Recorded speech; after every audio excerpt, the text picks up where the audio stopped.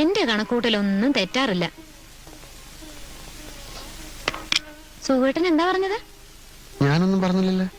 അല്ല, ശൈലജയെ പറ്റി സുഖേട്ടൻ പറഞ്ഞില്ലേ വെറും പച്ചപ്പാവാണെന്ന്? എന്നിട്ട് ഞാൻ അപ്പോഴേ പറഞ്ഞു ഇത്തിരി കൊമ്പ് കൂടുതലാണെന്ന്. കൊമ്പോ? മേനി പറിച്ചില്ലേ? അല്ല, അവളെ കുറ്റം പറഞ്ഞിട്ടും കാര്യമില്ല. മോഹനം കുറെ നാൾ പുറകെ നടന്നല്ലേ, പിന്നെ അതിന്റെ ഒരു അഹങ്കാരമൊക്കെ കാണാതിരിക്കോ? ഏയ്, ആ കുട്ടിക്ക് അങ്ങനെയൊന്നും ഇല്ലെന്നേ. സുഖേട്ടാ, ഒരു പെണ്ണിനെ മനസ്സിലാക്കാൻ വേറൊരു പെണ്ണിനെ കഴിയൂ.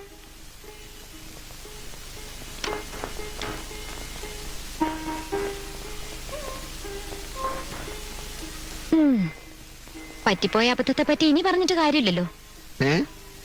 സുഖേട്ടന്റെ ഓഫീസിലെ എഞ്ചിനീയറുടെ ഭാര്യയ്ക്ക് ഇതേ ടൈപ്പ് മാലയുണ്ടെന്ന് പറഞ്ഞപ്പോ ഞാൻ അങ്ങ് വീണുപോയി. ഇതേ വെറും ഓൾഡ് ഫാഷനാ. കല്യാണത്തിന്റെ അന്ന് നോക്കിയപ്പോ എന്റെ കഴുത്തിൽ മാത്രമേ ഈ പഴഞ്ചൻ മാല. ഈ ഫാഷൻ ഇറങ്ങി തുടങ്ങിയിട്ടേ ഉണ്ടാവൂ. ഓ, മാലയുടെ ഫാഷനെ പറ്റിയൊന്നും സുഖേട്ടനൊന്നും അറിയില്ല. ഇത് ഒരുക്കിയിട്ടേ ഒരു കരിമണി മാല പണിതാലോ എന്ന് ആലോചിക്കാ. കരിമണിയോ? ആ, കറുത്ത മണികള് ഇങ്ങനെ ചെയിനിന്റെ ഇടക്കിടക്ക് പിടിപ്പിച്ചിട്ട്.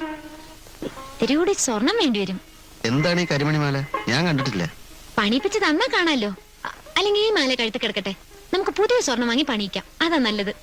ഇനിയിപ്പോ പ്രീതിയുടെ കല്യാണത്തിനാവട്ടെ. അയ്യോ, അതുവരെ കാത്തിരിക്കാൻ എനിക്ക് ക്ഷമയില്ല. നീ ഭക്ഷണം എടുത്തു നോക്ക്, എനിക്ക് വിശന്നിട്ട് വയ്യ.